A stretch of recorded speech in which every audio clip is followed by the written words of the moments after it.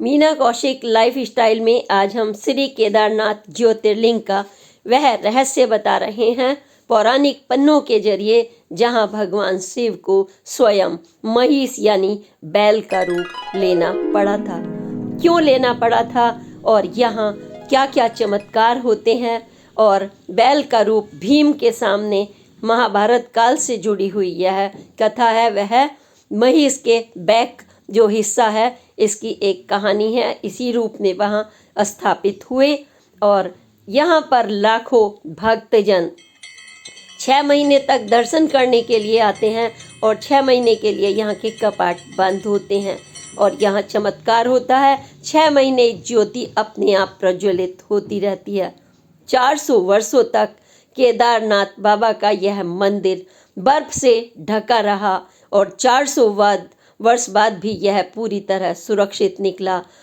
यहाँ शिव भगवान नाराज हो गए थे पांडवों से, क्योंकि भाइयों के नरसंहार उन्हें अच्छा नहीं लगा था और वो दर्शन नहीं देना चाहते थे पांडवों को, इसलिए वो कैलाश में नहीं, फिर पांडवों ने केदार में जाकर के भगवान शिव के दर्शन की जिद कर ली और भीम वहाँ पर 2 पर्वतों के बीच अडिग खड़े हो गए, जहाँ भगवान शिव को उन्हें दर्शन न देने के वजह से बैल का रूप लेना पड़ा। क्या है यह कथा, यह आज सब हमने इस पोस्ट में आपके लिए पौराणिक मान्यताओं के मुताबिक प्रस्तुत की है। आज की पोस्ट हमारे शिव भक्तों के लिए, हम सब के लिए बहुत महत्वपूर्ण है। यह मार्गदर्शन भी करती है, तमाम तरह की हमें सीख देती है कि नरसंहार से भगवान कभी प्रसन्न नहीं होते। और हाँ, मंदिर में जब 2013 में तबाही मची थी तो भगवान शिव ने यहाँ स्वयं कैसे सुरक्षा की। नमस्कार, मीना कौशिक लाइफ स्टाइल में आपका स्वागत है। आज का विषय है केदारनाथ ज्योतिर्लिंग यानी केदारेश्वर ज्योतिर्लिंग। हिमालय की चोटियों पर, केदार चोटी पर स्थित यह ज्योतिर्लिंग अपने आप में तमाम गूढ़ रहस्य समेटे हुए है। आज हम आपको बताएंगे इसके स्थापना से लेकर के वह गूढ़ रहस्य जहां भगवान शिव को बैल बनना पड़ गया था, और वो भी किसके सामने? पांडवों के सामने, भीम के सामने। भीम के सामने उनको बैल बनकर क्यों निकलना पड़ा, क्या वजह रही, यह गुप्त रहस्य। और यह 400 वर्षों तक केदारनाथ बर्फ के आलिंगन में छुपा रहा, लेकिन फिर भी सुरक्षित निकला। यह तमाम हम रहस्यों को लेकर के आज चल रहे हैं। क्या है इसकी कथा? अगर हम बात करें कितनी ऊंचाई पर है यह सर्वोच्च ज्योतिर्लिंग, जो हमारे तीर्थ स्थल में महत्वपूर्ण स्थान रखता है, तो उत्तराखंड के रुद्रप्रयाग जिले में समुद्र तल से 3584 मीटर की ऊंचाई पर यह मंदिर बना हुआ है। यहाँ पर जो इसकी सबसे अधिक सर्वाधिक ऊंचाई मानी जाती है और कहा जाता है कि यहाँ पर भगवान शिव स्वयं प्रकट हुए थे और आज भी उनका वास वहाँ पर है, और इनके दर्शन मात्र करने से हमारी तमाम मनोकामनाएं पूर्ण होती हैं और एक अभूतपूर्व शांति, मानसिक सुख, शांति, पारिवारिक शांति का आभास होता है। और सबसे बड़ी बात यह है कि आपको भगवान शिव का एहसास वहाँ पर होता है। यहाँ पर एक सुरम्य नजारा होता है और हिमालय तो अपने आप में स्वयं आप सोच सकते हैं, हिमालय के नाम पर ही तो मंदाकिनी नदी उसके नजदीक में बहती है और वहाँ कई नदियों का संगम है। अनूठी कहानी है यह केदारनाथ जी की, जो हमें चमत्कार पूर्ण रूप से काफी कुछ बता देती है कि यह क्या कहानी है। युवा पीढ़ी की यह पौराणिक मान्यताओं के आधार पर है, जो शिव पुराण में भी इनका वर्णन किया गया है। तो 12 जो ज्योतिर्लिंग है हमारे, इसमें हम इन्हें सर्वोच्च धाम मानते हैं केदारनाथ जी को, जिनके दर्शन के बिना हमारी यात्राएं कहते हैं कि अधूरी मानी जाती हैं। और जो भगवान भोले बाबा के यहाँ दर्शन कर लेता है वो बहुत ही भाग्यशाली है। ऊपर से जिसको आशीर्वाद मिल जाए तो आप सोच लीजिए कि उनके पुण्य कर्म क्या होंगे। तो केदारनाथ ज्योतिर्लिंग के प्राचीन मंदिर निर्माण की अगर हम बात करें तो पांडवों का पुराणों में वर्णन है कि पांडवों ने जब महाभारत भाइयों में हुआ, सभी को पता है कौरव और पांडवों में, तो वही झगड़ा चलता आया है, प्रासंगिक है आज भी, कि हम भाई भाई के लड़ने पर कितना क्षति होती है और मानसिक रूप से रक्त संकार होता है, आपसी विभाजन होता है, प्रभु भी नाराज हो जाते हैं। इसका इसमें ज्वलंत उदाहरण है। महाभारत का युद्ध हुआ, रक्तपात मचा, भाइयों द्वारा भाइयों का हत्या का उन पर भी पाप चढ़ा। और जब यह हुआ, जब उनकी विजय हो गई, पांडवों की धर्म और अधर्म की विजय थी कहते हैं, तो धर्म और अधर्म की विजय में जब भाई उनके ही हाथों से मारे गए तो उन्हें पश्चाताप भी बहुत हुआ और वह भगवान शिव के दर्शन करना चाहते थे, यह प्रायश्चित करने के लिए और उनसे इस रक्तपात की माफी मांगने के लिए। लेकिन भगवान शिव, आप देखिए कि जिसको हम धर्म अधर्म की विजय मानते हैं, भगवान शिव बहुत ही नाराज हुए थे पांडवों से। उन्होंने दर्शन देने से इनकार कर दिया था, यानी कि उन्होंने कहा हम दर्शन नहीं देंगे। और पांडवों को जिद थी कि भगवान शिव से वो दर्शन लेंगे। पहले वो कैलाश पर्वत पर गए सभी पांडव मिलकर के भाई, लेकिन वहाँ पर उन्हें शिव के दर्शन नहीं हुए। मन में उनके अशांति थी,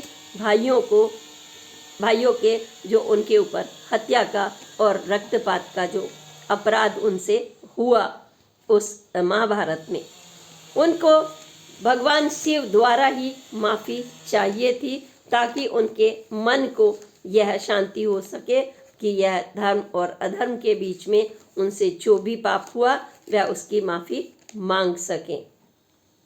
अब यही कहानी है कि पांडवों ने जिद पकड़ी, उधर भगवान शिव ने दर्शन से मना, क्योंकि वो नाराज हो गए, वो अंतर्ध्यान हो गए इधर उधर और उन्हें दर्शन नहीं दिए। लेकिन फिर ये जा पहुँचे केदारनाथ, भीम सहित वहाँ केदारनाथ पहुँचे और केदारनाथ में यह अजीब घटना हुई।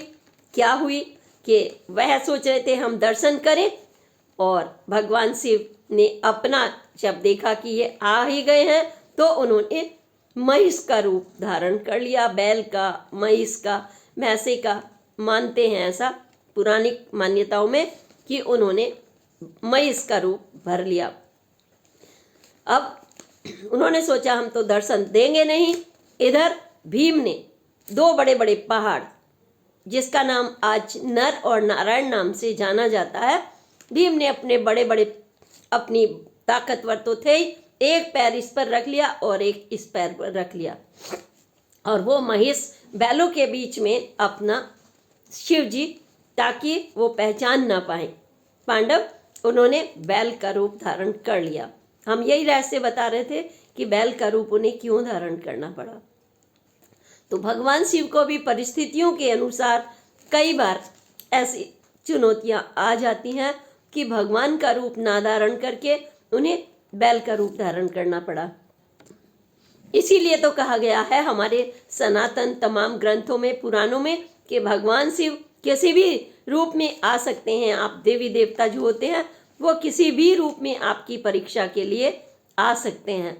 तो जब उन्होंने महिष का रूप भरा और उन्होंने अपना पूरे घमंड के साथ में कि देखो ये बैल हैं, मेरे पैरों के नीचे से निकल के जाएंगे, एक इस पर पैर है, एक इस पर पैर है, दोनों तरफ बड़े बड़े पहाड़ की नर नारायण की चोटी और बीच में भीम खड़े हुए हैं। सारे बैल तो उनके पैर के नीचे से निकल गए। अब भगवान शिव बैल रूपी, महिष रूपी, भला वो कैसे निकलेंगे आप सोचिए। कितनी भी बड़ी ताकत हो, शिव किसी के पैर के नीचे से तो निकलेंगे नहीं। वह वहीं ठिठक गए।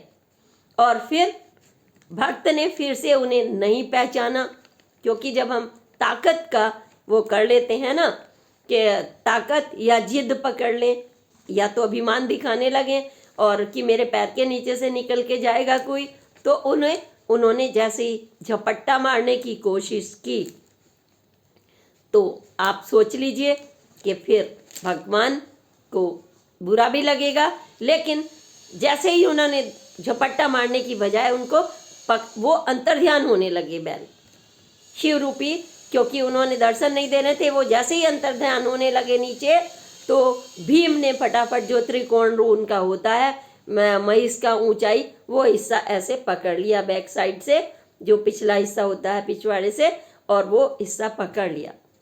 तो कहते हैं कि जब वो पकड़ लिया तब भगवान तुरंत प्रसन्न हो गए कि देखो ये मेरे दर्शन के लिए जिद्दी है, और यहाँ पर अड़ गए। खैर उन्होंने कहा कि मांगिए, क्या वरदान मांगते हैं। तो उन्होंने कहा हमें माफ़ी चाहिए आपसे, जो भी हमसे कृत्य हुआ है अपना हमें आशीर्वाद दें। और इसी के साथ आप इस यहीं पर ज्योतिर्लिंग के रूप में आपका यही रूप, जो महिष रूप में कहते हैं ना बैक साइड, तो इसी रूप में आप यहाँ पर स्थापित हो जाइए, विराजमान हो जाइए। भक्तों के उद्धार के लिए आपके दर्शन हमें हुए, ऐसे ही सबको होने ही चाहिए।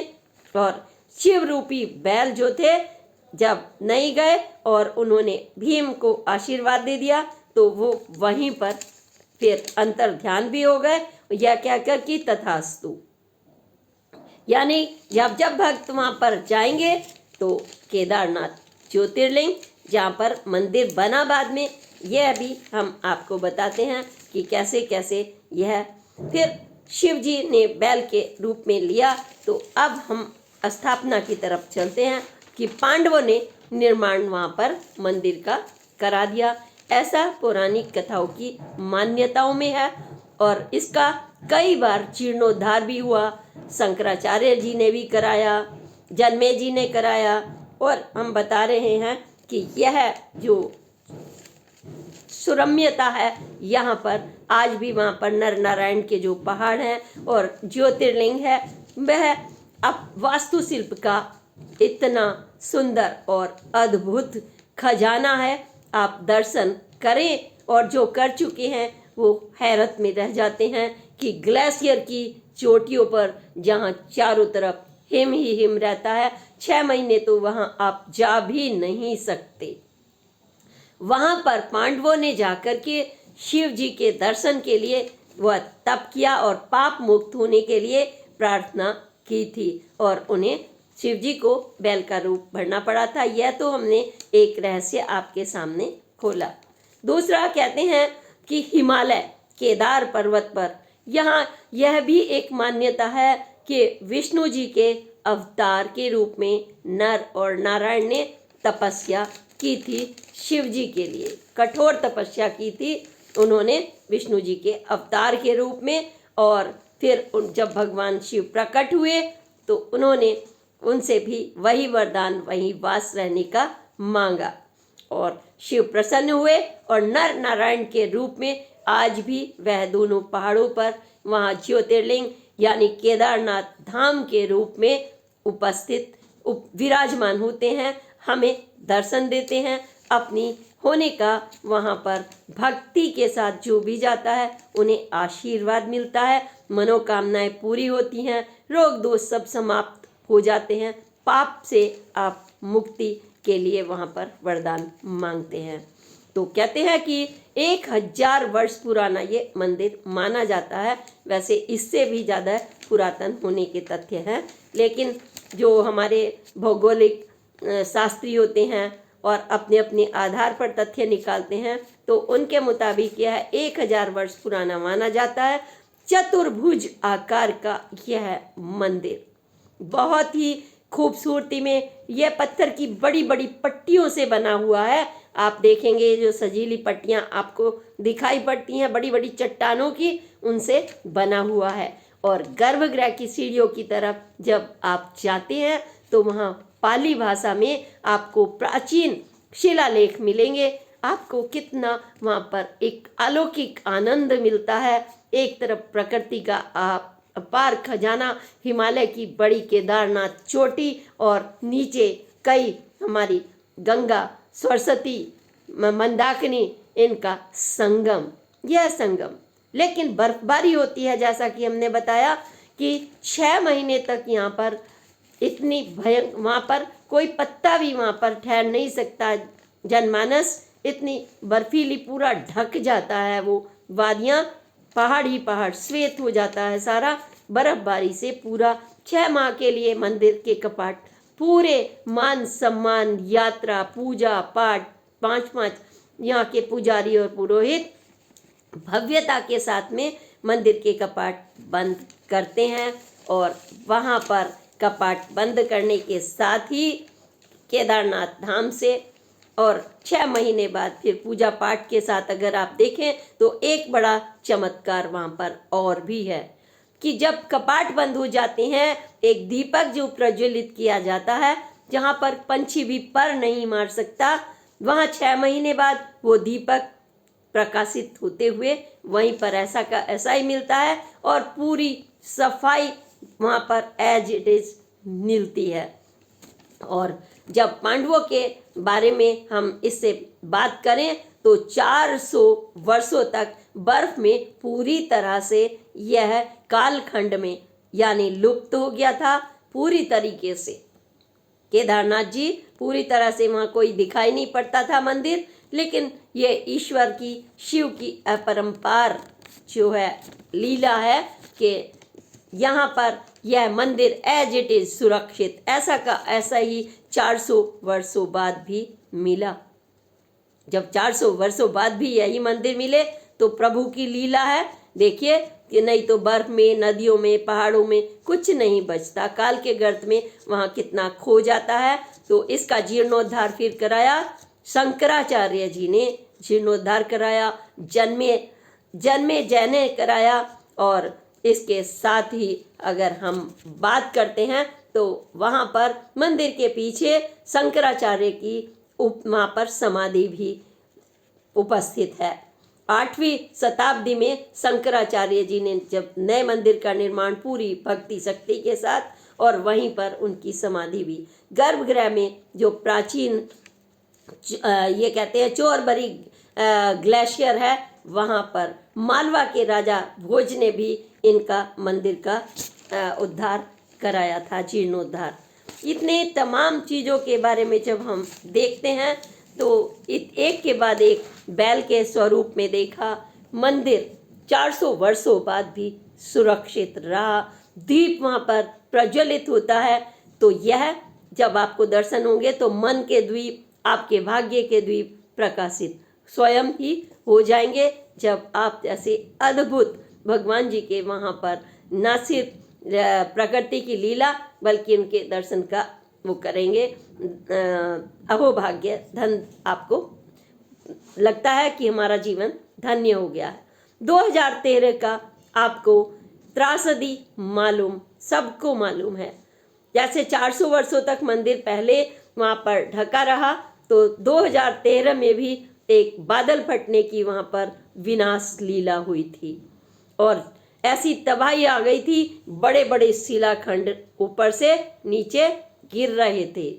10,000 के लोग वहाँ पर जनजीवन काल की चपेट में आ गया था और पत्ता पत्ता कांप उठा था, गर्जनाएं हो रही थी, बारिश रुकने का नाम नहीं ले रही थी। एक प्रलय आ गई थी जिसका पहले ही वर्णन कर दिया गया था पांडवों के जिक्र में कि प्रलय वहाँ पर आ सकती है, जिसकी चेतावनी दी गई थी।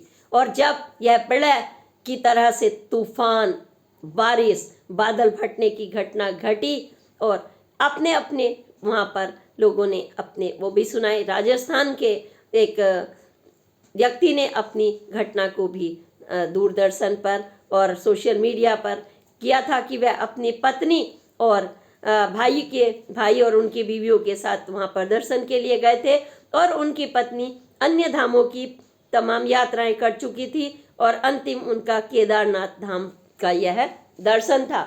और जब वो उन्होंने बताया कि यह वह खौफनाक दृश्य था कि उन्होंने वहाँ नदी के तट पर सोचा कि थोड़ा राम का नाम जपेंगे, बैठेंगे, तभी बारिश और ऊपर से धड़ाधड़ अचानक बादल फटने के साथ ही गर्जनाएं होने लगी। चारों तरफ तबाही हो गई और कौन कहाँ है किसी को पता नहीं चला। और वो अचानक पेड़ पर चढ़ गए और लोग भी चढ़ गए, क्योंकि जिन पहाड़ों पर पेड़ थे भाग भाग कर वो चट्टाने शिलाखंड नहीं गिर रहे थे, जिन पर नहीं थे वो धड़ाधड़ गिर रही थी। उन्होंने ऐसा आभास हुआ, वो चढ़ गए और जब देखा पल भर में उनका पूरा परिवार नीचे काल की गर्त में समा चुका था। और वह जब भी याद करते हैं उसको तो वो तड़प उठते हैं, लेकिन फिर भी वो कहते हैं दर्शन करने क्या जाएंगे, तो वो कहते हैं हाँ, क्योंकि जिसका उन्होंने कहा कि उनके लिए पास क्या है डरने के लिए, शिव बाबा का अपरंपार लीला है जिसको बचाता है। जो चले गए वो उसको कभी नहीं भूल सकेंगे, यह भी सच है प्रलय के सामने। लेकिन उन्होंने एक बात और कही कि केदारनाथ मंदिर, जो उस मंदिर में थे घंटे पकड़ पकड़ के जिन्होंने अपनी जान बचाई और मंदिर में प्रवेश पानी कर गया, मंदिर जब बीच में है जैसे और ऊपर से पानी धड़ाधड़ वहाँ पर चट्टानें गिर रही थी, अचानक एक चट्टान मंदिर के पीछे से आकर रुकी और जो तबाही का पानी आ रहा था ऊपर से, जल वो दो भागों में विभाजित हो गया ऐसे, और वह विभाजित होकर मंदिर, चमत्कार से मंदिर को कोई भी क्षति नहीं हुई। जहां भगवान शिव वास करते हैं वो एज इट इज केदारनाथ बाबा के मंदिर 2013 के बाद आप वहाँ दर्शन के लिए जाते हैं। तभी 17 नवंबर को उनके पूजा पाठ के साथ कपाट बंद हुए हैं। मई में फिर से कपाट खुलेंगे और वहाँ के पुरोहित भक्तजन बहुत दूर दूर से, देश विदेश से वहाँ पर दर्शन करने के लिए जाते हैं। हमारे ऐसे भगवान शिव जो अपने मतलब उनको भी यह एहसास होता है कि जिसने कर्म किया है वो उस व्यक्ति को दर्शन नहीं देंगे, तो पांडवों के सामने, पांडवों की जिद के सामने उन्होंने दे दिया था दर्शन, लेकिन उनको भी रक्त संहार पसंद नहीं। ऐसे भगवान शिव केदारनाथ बाबा की जय करते हुए अगली पोस्ट तक के लिए प्रणाम। जय हिंद, जय भारत।